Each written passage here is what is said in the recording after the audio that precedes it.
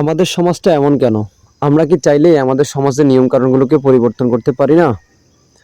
আসসালামু আলাইকুম ওয়া রাহমাতুল্লাহ। ওয়েলকাম করছি Anis agro farm Facebook page এবং ইউটিউব চ্যানেল থেকে। আপনারা ইতিপূর্বে জানেন যে আমার একটি ছোটখাটো ফার্ম করার বা ফার্ম আছে। কবুতর, হাঁস, মুরগি সবকিছু মিলিয়ে আরকি। তো আলহামদুলিল্লাহ আমি চাচ্ছিলাম যে ছাগলের একটা ফার্ম তৈরি করার জন্য।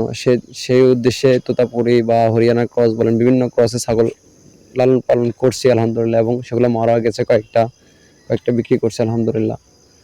তো আসলে আজকে যে বিষয় নিয়ে আপনাদের মাঝে হাজির হয়েছি সেই বিষয়টা হলো যে আমাদের সমাজের নিয়ম কানুনগুলো কে নিয়ে আমার কেন জানি একটু খারাপ লাগা কাজ করে। তার কারণ হলো আমাদের বাপ মারা চায় কেন জানি সন্তানরা পড়াশোনা করা শেষ করার পরে চাকরি করুক। আসলে চাকরি করা যে মানুষের গোলামি করা, ওনারা কেন জানি এই জিনিসগুলোকে উপলব্ধি করতে পারছে না। ঠিক আছে? যার বাবা চাকরি করে তারা তিনি চায় যে তার সন্তানরা চাকরি করুক। যার বাবা ডাক্তার সে চায় তার সন্তান যেন ডাক্তার হোক। আসলে এই মেন্টালিটি গুলো কবে আমাদের চেঞ্জ হবে?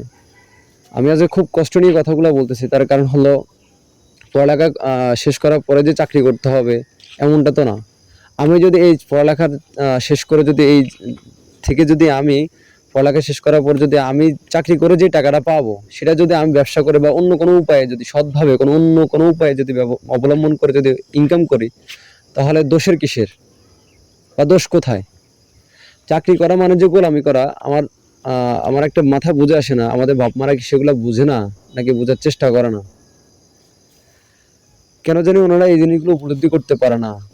তার কারণ হলো আজকে আমার মা, ঠিক আছে, একটা বিষয় আমার সাথে শেয়ার করছে, যার কারণে কথাগুলা বল আর কি, ঠিক আছে? আমি একটা জিনিস দেখছি যে আমি যখন পড়ালেখা শেষ করে চাকরি না করে একটা টিউশনি করি বা পাশাপাশি কিছু ফার্মিং করার চেষ্টা করি, তখন আমার বাবা দেখি মানে আমি চাকরি করি না কেন এটা নিয়ে খুব রাগারাগি করে। ঠিক আছে? চাকরি করলে চাকরি করলে যে ভালো কিছু মানে টাকা ইনকাম করাটা কি মানে মেইন ফ্যাক্টর? মানুষত্ব অর্জন না করে যদি শুধু টাকাই দিয়ে যদি দুনিয়া চলতে হয়, ঠিক আছে, মানুষত্ব দরকার না। আমি চুরি চামারি করে যদি টাকা ইনকাম করি সেটা কি আমার জন্য হালাল হবে? ব্যবসা কি হালাল না? রাসূল সাল্লাল্লাহু আলাইহি ওয়াসাল্লাম তো ব্যবসার মধ্যে বরকতের কথা বলে গিয়েছেন। যাই হোক, আসলে বিষয়টা খুব দুঃখজনক এবং খুব খারাপ লাগলো বিষয়গুলো যে আমাদের বাপ মারা পড়ালেখা শেষ করলেই মনে করে যে চাকরি করতে হবে এমনটা বাধ্যতামূলক। ওনারা মনে মনে ধরে নেয় যে পড়ালেখা শেষ করলে ভালো চাকরি করবে, ভালো এটা করবে ওটা করবে। আসলে ভালো চাকরি থেকে বর্তমান যুগটা অন্যরকম একটা যুগ। ঠিক আছে?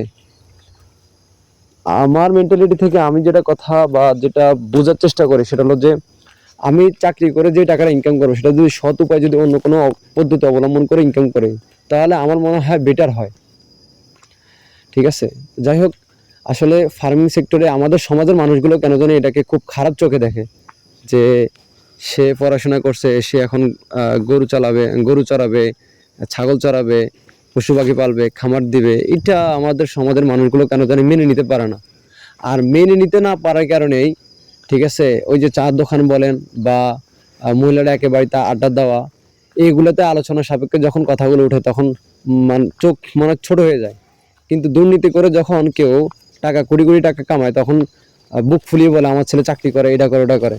কলমের খোঁচা দিয়ে যখন লক্ষ লক্ষ টাকা মানুষের দুর্নীতি করে তখন বাপ মা বুক ফুলিয়ে বলে যে আমার সন্তান মাসে এত লক্ষ টাকা ইনকাম করে, মাসে এত হাজার টাকা ইনকাম করে। আসলে এটা যে কত খারাপ একটা দিক, আমাদের সমাজের বাপ মা গুলো কেন জানি এই জিনিসগুলো উপলব্ধি করতে পারে না।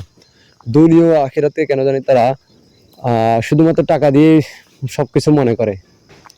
যাই হোক, আসলে মনে কষ্ট থেকে কথাগুলো শেয়ার করা আর কি। আসলে বর্তমানে একটা মানুষ গ্র্যাজুয়েট কমপ্লিট করে যদি ফার্মিং সেক্টরে আসে তাহলে তার জন্য পথটা অনেক কঠিন। আমি যেটা খুব কাছ থেকে উপলব্ধি করতেছি। তো এই জন্য আর কি আসলে টাকা দিয়ে যখন পরিবেশ সমাজটা যখন মানুষকে বিবেচনা করে তখন আসলে এই জিনিসটা খুব খারাপ লাগে আর কি। কারণ আমাদের বিবেক বোধ নেই বললেই চলে আর কি এই জায়গাগুলোতে আর কি।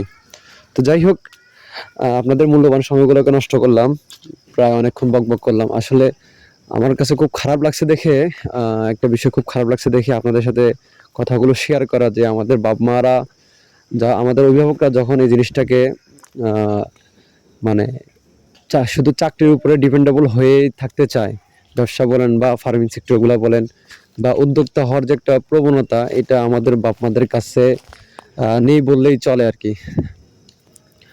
তো যাই হোক, সবাই দোয়া করবেন। আর আমি যে পরিকল্পনা চালাচ্ছিলাম, আল্লাহ তালা যাতে সে পরিকল্পনাটাকে সফল করে আর কি। তো আজ এ পর্যন্তই, সবাই ভালো থাকবেন।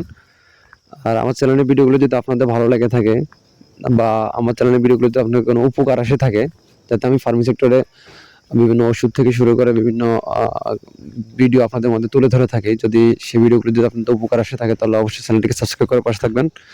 আসসালামু আলাইকুম ওয়া রাহমাতুল্লাহি ওয়া বারাকাতুহু।